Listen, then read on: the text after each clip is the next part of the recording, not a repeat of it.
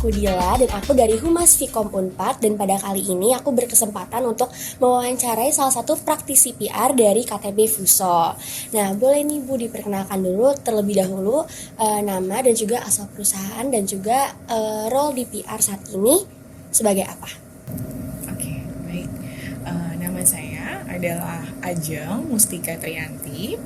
Saat ini saya di PT Kramayuda 3 Brilliant Motors yang merupakan agen pemegang merek atau distribusi resmi kendaraan Mitsubishi Fuso.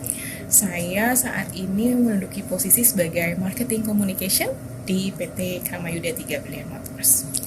Oke, nah kalau begitu kita langsung mulai aja ke pertanyaan-pertanyaannya. Nah, yang pertama, simpel aja sih Bu. Yang pertama itu sudah bekerja di PR berapa lama nih kira-kira? Oke, saya bergabung di Kramayuda 3 Brilliant Motors itu bulan Desember 2013. Jadi udah hampir 10 tahun di bulan ini. Pada waktu masuknya di Kramayuda 3 Brilliant Motors itu saya di branding. Jadi di branding itu kegiatannya ada banyak. Ada event, ada advertising, dan juga PR. Tapi pada waktu pertama kali masuk saya fokus tugas saya di event.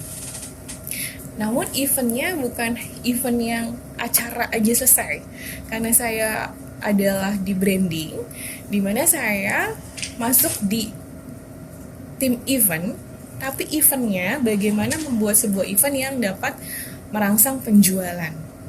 Jadi bikin event, tapi di sana ada pesan bahwasanya kita harus menjaga hubungan baik dengan konsumen dan juga untuk menginfluence terjadinya penjualan. Namun seiring berjalannya waktu, banyak hal yang dipelajari, tidak hanya event, belajar juga advertising, dan di waktu 2021 saya ditambah lagi tugasnya. Meskipun masih lingkup marketing communication, namun ditambah lagi focusing kerjanya di bidang public relation. Gitu. Oke. Jadi kesimpulannya, kalau fokus banget di PR 2 tahun, tapi bagaimana fokus dengan menjaga hubungan baik dengan konsumen, dengan pihak ketiga, dengan pihak-pihak luar dan manajemen, itu memang sudah 10 tahun. Gitu. Berarti emang sebenarnya Markom namanya sama di sini marketing communication. Emang dua hal yang included berbeda. PR gitu dalamnya. Oke. Nah, berarti saat ini kalau misalnya di KTB Fuso ya Bu, sebagai marketing communication, sekarang ini tuh bekerja sebagai marketing communication tuh ngapain aja? Oke, marketing communication di Kramayuda 3 Brilliant Motors itu meliputi bagaimana kita menyampaikan komunikasi terutama terkait di marketing. Dimana marketing itu masuknya dalam divisi sales and division. Berarti dari marketing mau nggak mau ujungnya jualan. Ujungnya bisa meningkatkan penjualan atau menambah penjualan. Nah, saat ini di marketing communication tugas-tugasnya tidak langsung jualan hard sell, karena kalau jualan itu bagian penjualan. Tapi bagaimana kalau kami di marketing pertama mengembangkan strategi komunikasi dulu antara perusahaan dengan juga masyarakat umum. Melalui apa? Pasti banyak. Teman-teman pasti di kampus juga pelajarin itu. Ada materi komunikasi, materi promosi, terus bagaimana kita membangun hubungan dengan komunitas. Karena kita bergerak di bidang truk, kita membangun komunitas dengan komunitas truk.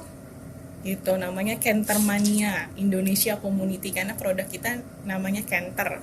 Terus juga kita membangun hubungan baik dengan pers, dengan jurnalis, karena mau nggak mau mereka adalah jembatan bagi kami perusahaan dengan publik. Nah, jembatan itu yang harus kita kuatkan agar mereka bisa mentransfer pesan dari kami perusahaan kepada end user, publik, dan juga konsumen di luar sana. Kemudian tentu menyampaikan berita-berita apa yang terjadi dengan perusahaan, yaitu melalui siaran pers, tentu press release ya, melalui tulisan press release. Kemudian mengadakan acara-acara below the line dan above the line. Kalau above the line mungkin teman-teman tahu, tidak langsung meet up sama end user, kita biasanya pakai billboard gitu ya, sosial media yang kayak gitu-gitu, terus iklan, advertising. Tapi kalau below the line, kita membangun hubungan baik dengan konsumen dengan gathering konsumen. Misalnya ada iconic acara kita namanya Fuso Truck Campaign. Kan kita truk, jadi brandnya Fuso Truck Campaign. Itu yearly. Setiap tahun kami adakan bagaimana kita mengumpulkan konsumen-konsumen setia kita, lantas kita adakan gathering dengan mereka, terus kita berikan promo terkait penjualan kita, produk-produknya dan juga after sale servicesnya dengan harga yang kompetitif, beda. Karena kan mereka udah kita undang nih ke acara, terus kita kasih promo penjualan, sales promo penjualan yang berbeda. Dan dari sana bukan hanya sekedar gathering, happy-happy sama artis makan, ada hal yang kita bangun, apa? Mendengar suara konsumen.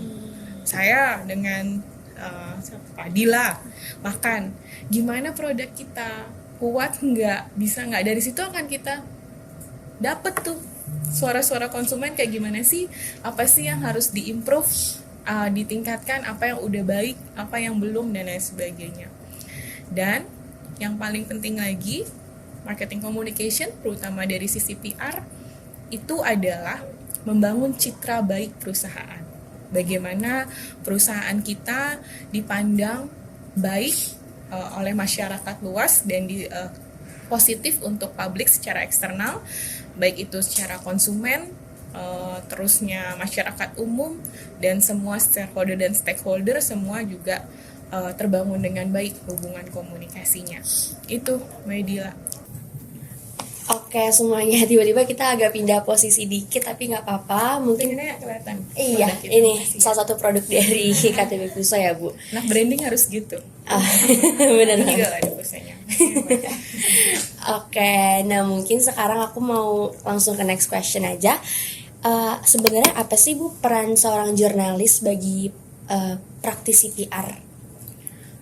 Jurnalis itu bagi kami adalah rekan ya. Kita sama-sama butuh satu sama lain, di mana dia adalah sebagai jembatan kami, pihak company atau korporasi, menyampaikan pesan perusahaan kepada publik atau kepada konsumen di luar sana, kepada masyarakat. Di mana kalau jurnalis itu menyampaikan pesan atau menulis berita sebagai media komunikasinya. Namun kalau public relation itu menulisnya adalah menulis news release yang menggambarkan citra baik perusahaan. Namun keduanya memiliki tugas yang hampir sama. Hampir samanya di mana seorang PR juga harus memiliki kemampuan untuk menulis yang runtut, mudah dipahami orang, nggak bolak-balik orang, dan semua berita atau semua informasi yang dibutuhkan sama konsumen, dibutuhkan sama publik itu tertuang semua tuh di dalam press release kita. Jadi gimana press release itu bukan sekadar udah template-nya gini, no, di sana ada seluruh informasi yang dibutuhkan sama publik, sehingga seorang PR harus pandai membuat tulisan berita, reportase yang runtut, serta kemampuan komunikasi interpersonal yang baik agar dapat menjalin hubungan baik dengan jurnalis dan juga pihak eksternal. Dia jago nulis, tapi dia nggak jago komunikasi, nggak jago bukan jago ngobrol kadang ngalor ngidul gitu kemana, tapi jago bisa menginterpersonal yang baik, bagaimana kita jadi memiliki komunikasi dua arah dan informasi yang diberikan satu sama lain itu ada. Kalau anak-anak sekarang ngomongnya daging semua, ya kan ya gitu. Kalau di video-video di itu tuh ngomongnya kayak gitu. Jadi walaupun sama-sama pandai menulis, sama-sama pandai bicara, namun yang dibicarakan substansional atau ada kontennya gitu ya, jangan juga kemana-mana. Kenapa demikian? Karena ujung-ujungnya adalah untuk mempengaruhi pembaca atau konsumen atau publik agar tetap bisa on track di fakta yang disampaikan dan juga publik mengerti apa yang perusahaan sampaikan pesannya, seperti itu. Oke, jadi udah dijelasin dikit nih apa sebenarnya relasi jurnalis dan juga PR tuh kayak gimana. Kira-kira kalau dari Ibu sendiri sebagai PR, Public Relation dari KTB Fuso, Ibu Bu Ajeng menjalin hubungan yang baik nggak sih dengan jurnalis-jurnalis yang ada di sekitar kita? Ya, itu adalah salah satu tanggung jawab dan tugas kami sebagai PR itu membangun hubungan baik yang cuman tidak hanya kalau lagi ada butuh, tapi kita tetap menjaga secara intensif gitu ya hubungan dengan mereka, yaitu contohnya kayak gimana tuh, merespons segala pertanyaan. Kadang-kadang walaupun tidak dalam event ataupun tidak dalam acara press conference atau doorstop ya, kalau anak-anak sekarang bilangnya, kalau jurnalis doorstop, atau bukan lagi sesi Q&A, tapi mereka suka nanya pertanyaan tentang apapun, tentang produk kita, tentang after sales, tentang isu-isu perusahaan dan lain sebagainya. Kita harus merespon pertanyaan tersebut dari jurnalis secara cepat dan akurat, tanpa andai-andai dan tanpa atas omongan kita sendiri, tapi statement kita memang sesuai fakta dan sudah mendapat persetujuan dari pemangku kepentingan. Jadi udah sampai presiden direktur udah setuju nih kita ngomong seperti ini. Walaupun tentu ide untuk ngomong seperti itu datang dari PR untuk menjembatani nih, ngomongnya nanti seperti ini ya Pak. Nanti presiden direktur punya suggestion, tambahkan ini, kurangi ini, atau tidak usah, atau go ahead gitu, is okay katanya dia gitu. Dan dalam menjalin hubungan yang baik dengan jurnalis, tentu banyak hal nih yang bisa kita lakukan. Bagaimana kita membuat siaran pers yang gampang dia mengerti, yang gak berbelit-belit, namun informatif. Kadang-kadang siaran pers cuman satu paragraf selesai, bingung kan jurnalis mau explore apa, mau nulis angle dari mana, angle-nya mau ambil yang mana nih gitu kan, kalau di kepala beritanya tuh mau ngasih judul apa. Terus yang kedua juga memahami karakter audiensnya atau memahami karakter medianya. Kalau kami medianya otomotif, media otomotif kebanyakan tuh yang gimana sih karakter anak-anak atau wartawan otomotif? Pasti beda sama karakter anak-anak biasa ngeliput ekonomi. Pasti beda karakternya dengan anak-anak yang biasa ngeliput berita politik di DPR atau kampanye. Kalau anak otomotif tuh media pasti santuy ya, ngerokok gitu kan, di pojokan. Walaupun kita nggak ngerokok misalnya gitu, ya kita harus menyediakan tempat yang ada ruang rokoknya buat mereka kayak gitu. Terus pasti mereka bajunya sesantai itu gitu. Jadi nggak bisa tuh kita mengharuskan mereka pakai ini jas apa gimana, nggak, mereka santai banget. Terus rokok, terus juga seneng bikin vlog, video apa, gimana kreativitas itu, dan orangnya lebih bebas aja kayak gitu. Dan menjaga, apalagi kami selalu memberikan mereka kue ulang tahun. Kalau mereka ulang tahun misal, terus bagaimana kami tahu medianya itu anniversary misal, lalu kami juga melakukan kunjungan ke media-media sama pemangku kepentingan kami, sama direktur, sama presiden direktur. Kami juga sering melakukan makan siang bersama, lunch meeting gitu, ngobrol santai aja tanpa harus ada press conference kayak gitu. Terus media gathering yearly, menyampaikan paparan pasti achievement kami, pasti inian kami, rencana kami ke depan seperti itu. Ataupun acara-acara lain kita tetap undang media untuk liput, namun setelah itu kita akan sharing sama mereka, misal makan ngambil sharing, ngomong kayak gini loh, ada berita terbaru gini loh, Fuso tuh ke depan gimana sih, dan lain sebagainya. Wah, menarik banget nih cara-cara pihak KTB Fuso menjalin hubungan baik dengan jurnalis-jurnalis. Kalau aku sih dengarnya kayak rasanya tuh kayak kayak PR KTB Fuso tuh living in a movie gitu, Bu. Kita temenan banget sama jurnalis ya. Walaupun saya mungkin kalau terlihat sama teman-teman emang sekaku ini ngomongnya nggak bisa teman-teman di lapangan emang nggak, tapi emang anak lapangan gitu. Tapi memang dari kecil bicaranya sudah kayak gini, mau digas gimana juga nggak bisa. Tapi memang kalau di lapangan ketemu jurnalis, ketemu supir, ketemu orang tambang di pasir, batu bara, sawit, minyak bumi, apa semuanya, bikin video panas-panasan, kulit yang letek, ketemu driver atau yang sukanya dangdut-dangdutan, kami harus ketemu mereka. Berarti selain menjalin hubungan baik dengan jurnalis juga dengan stakeholder dari KTB Fuso juga gitu ya? Iya, stakeholder. Dan saya juga menjalin hubungan dengan internal. Seluruh departemen di Kramayuda saya harus tahu dia ngapain aja. Paling nggak kepo jadi harus kepo. Saya paling nggak kepo orangnya, tapi kalau di kantor saya kepo, dan keponya kita harus tahu after sales services punya event apa ya.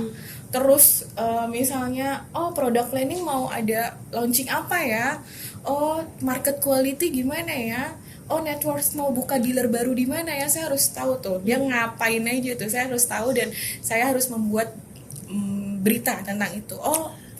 HR mau ada CSR apa ya, We Share apa ya, terus Fuso mengajar di mana ya, ada apa semua saya harus tahu. Jadi selain membangun komunikasi dengan pihak eksternal, saya juga harus menguatkan komunikasi saya di internal, karena dari komunikasi di internal nanti saya buat sesuatu yang bisa saya sebarkan ke eksternal, seperti itu. Oke, nah selanjutnya tadi kan Ibu mention kalau misalnya Ibu menjalin hubungan baik nih dengan jurnalis-jurnalis, tapi pernah nggak sih ada konflik yang tumbuh antara seorang PR KTB Fuso dengan jurnalis gitu, dengan seorang jurnalis? Itu sangat kita hindari dan sangat kita jaga hubungan baik itu. Namun kalaupun ada terjadi, bukan konflik kali ya, kadang-kadang nih kita kan punya lomba jurnalistik gitu ya, lomba foto gitu ya, lomba foto truk Fuso, atau lomba menulis berita tentang Fuso. Namun misalnya ada yang nggak menang, padahal udah ngerasa baik atau gimana gitu. Nah kadang-kadang kenapa ini nggak bisa jadi juara gitu, dia kecewa dan lain sebagainya. Kami harus komunikasikan dengan baik gitu. Ini karena kriterianya penilaiannya kayak gini ya, mungkin nanti di next di lomba selanjutnya akan masuk kriteria, maka kita akan menangkan itu fair. Kita ambil juri dari luar.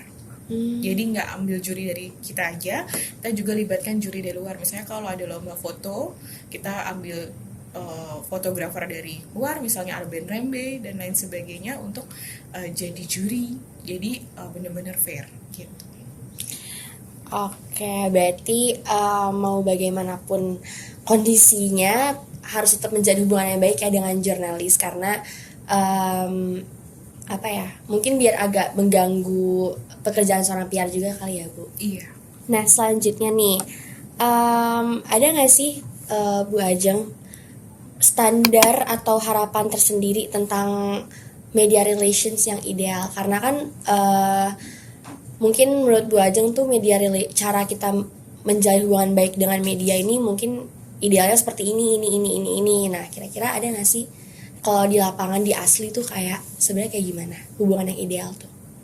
Yang pasti pertama kita hindari konflik ya, jangan ada konflik, semuanya baik dan tentu fair ya, antara media itu memandang satu brand dengan brand lain gitu, tidak ada pilih kasih. Jadi satu pertama yang saya pertimbangkan untuk adanya media yang ideal, adanya transparansi. Transparansinya apa? Ya saya menghargai sekali kerjasama dan kolaborasi yang transparan antara kami, korporasi, dan juga jurnalis.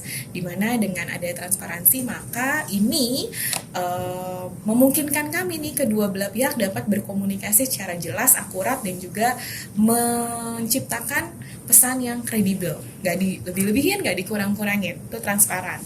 Terus yang kedua, respect. Menjaga hubungan baik itu semua dilandasi atas rasa respect. Enggak itu sama pasangan ya, sama bos, sama orang tua. Semua itu akan dilandasi sama rasa respect. Kenapa? Karena kita di Indonesia itu hadir di masyarakat yang multi, yang semuanya berbeda, dari agamanya beda, budayanya beda, latar belakangnya beda. Maka kalau kita tidak punya respect satu sama lain, itu akan kacau. Nah, ya misalnya menghargai waktu, memperhatikan kebutuhan jurnalis itu apa, berkomunikasi sama mereka itu seperti apa. Kemudian yang ketiga, profesionalisme. Di satu sisi saya dengan jurnalis membangun hubungan baik layaknya teman, namun kita profesional. Saya punya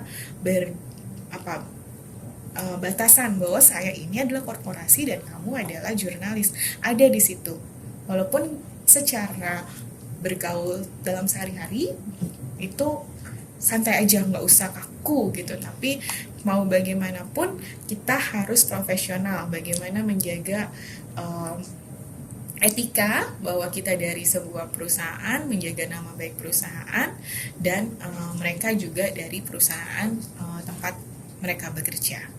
Lalu ketika kita berhubungan dengan jurnalis, tadi saya bilang win-win solution, benefit satu sama lain, mutualisme. Jadi kita harus sadar bahwa yang kita lagi usahakan ini adalah hubungan yang win-win solution, di mana mendapatkan harapan satu sama lain yang sehat dan berkelanjutan antara kami, perusahaan, dan juga jurnalis. Lalu apa yang terakhir, Bu? Ya tentu dengan adanya pemahaman yang baik, respect, dan lain sebagainya, kita mengharapkan adanya kolaborasi yang baik dan menghasilkan berita-berita yang baik, citra yang baik, dan hubungan yang baik antara kami dan publik gitu. Nah, yang terakhir nih Bu, kita di sini semuanya hadir sebagai mahasiswa public relations, tapi ada nggak sih Bu pesan atau nasihat yang ingin Ibu sampaikan kepada kami semua, mungkin mahasiswa Humas Public Relations Vkom Unpad yang sebentar lagi mungkin akan terjun langsung nih sebagai PR. Mungkin Ibu ada beberapa nasihat atau mungkin pesan atau mungkin kata-kata motivasi atau bagaimana gitu. Saya rasa teman-teman semua pasti untuk ilmunya udah banyak ya, apalagi anak komunikasi Unpad itu terkenal. Unpad itu terkenal komunikasinya. Pada waktu saya mau SNMPTN itu, udah komunikasinya bagus gitu ya. Pasti untuk hal-hal yang terkait dengan ilmu, terus terkait dengan akademis, tentu kalian lebih paham dengan kondisi akademis terkini. Namun di lapangannya saya cuma minta satu, waktu nggak akan bohong, nggak ada sesuatu yang instan. Jadi pelajarilah baik sedikit demi sedikit, baik apa-apa masalah itu bukan akhir segalanya. Masalah itu dihadapin, bukan lari. Dan tentu tiap hari temu masalah, dan kamu hidup untuk pecahin masalah. Jadi jangan takut. Gila nilai gue ngulang deh, ya itu masalah, ulang. Hadapin aja, jalanin aja. That's dimarahin director karena salah apa gimana, angkanya kurang satu atau gimana, ya perbaikin lagi cepet-cepet, jangan lama gitu, diperbaikin lagi. Jadi jangan pengen sesuatu tuh instan. Jadi nikmatin aja prosesnya, pelajarin terus semuanya, jangan diulangin lagi kesalahannya. Yang kedua, PR itu orang yang selalu tersenyum apapun yang terjadi di luar sana ya. Jadi teman-teman pandai-pandailah membawa diri teman-teman walaupun situasi teman sedang tidak baik atau teman-teman lagi bad mood, BDMD kawan sekarang ngomongnya gitu. Lagi BDMD, semuanya everything's gonna be okay, tetap senyum, tetap apa, lagi press conference mic-nya mati, it's okay, it's not a big deal, lampunya mati bentar lagi nyala kok, apapun. Jadi semua itu udah satu rangkaian, semuanya akan berlalu. Jadi jangan pernah teman-teman itu stop kalau gagal.